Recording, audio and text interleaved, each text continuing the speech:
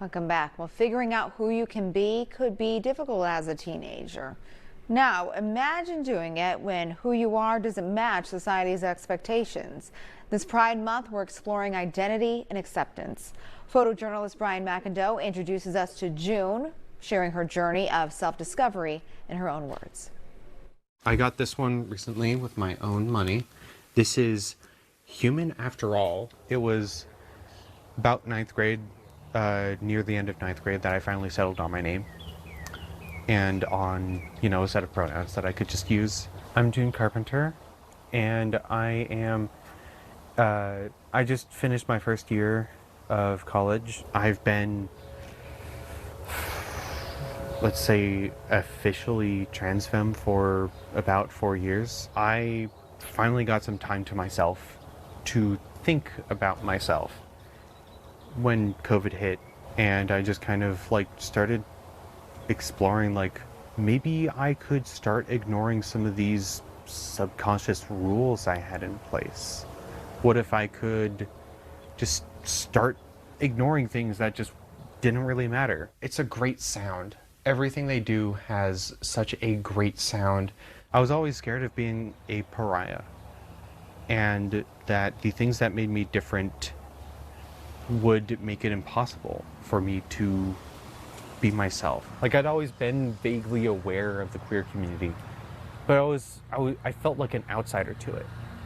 The moment I started letting myself in, that was revolutionary for me.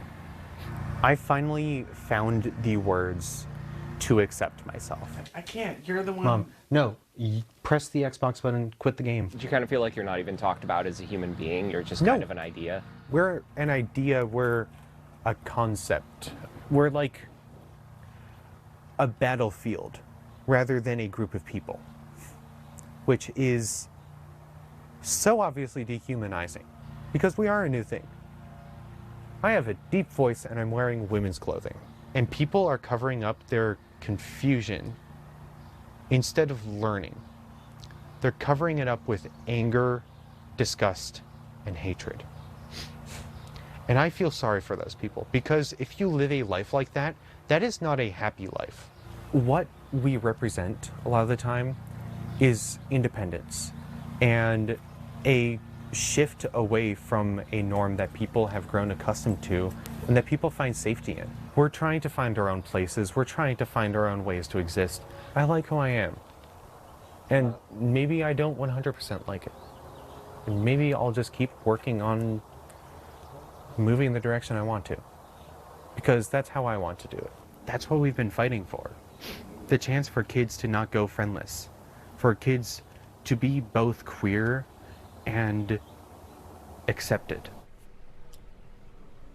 Pride is universal, and this month you can learn more about celebrations across the state and the community in Connecticut. You can head to our website, nbcconnecticut.com.